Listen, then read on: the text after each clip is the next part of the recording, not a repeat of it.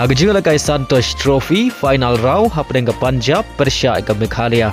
Haba pai chegane ke jingalakai kalong ke jingalakai ke Maria Khaj. Henry Day haga minit ke Balai Peusan ke Meghalaya kalau yo ban tap ya ke gol ke Banengkong. Haga ke jingalakai lengbau o maniju paju. Badai labang ke gol ke Meghalaya ke tama ke kela step dah shigul lanot. Haba pai pat ke kela mid ke Punjab kalau yo ban tap ya ke gol Penia Khaj haga minit ke ban riu peu. Lengbau Jagdeep Singh.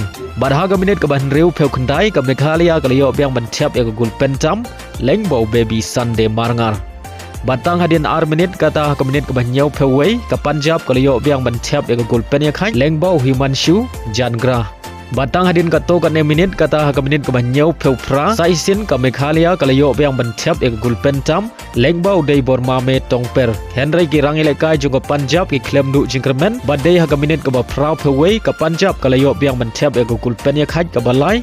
Lengbau Harmandeep Singh. Bad Haduh bukut ke jingalekai baru arteli kenhun kia Khaj tamar lai gol. Bad lengbau ke jinga Khaj ke Meghalaya kadang ne Kyrdan ke Baar. Haga mi ya keng pon bad gaya rengkat pon bad ke Kerala damar sau pon nagi arteli ki jingalekai.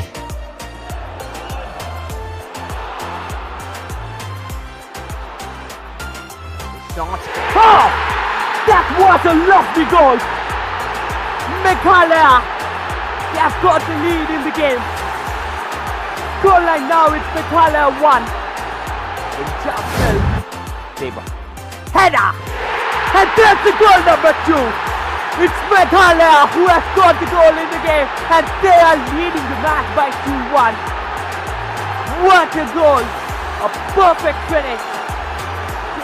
Sanjay Marankar is the name that is currently going through the lead from the centre.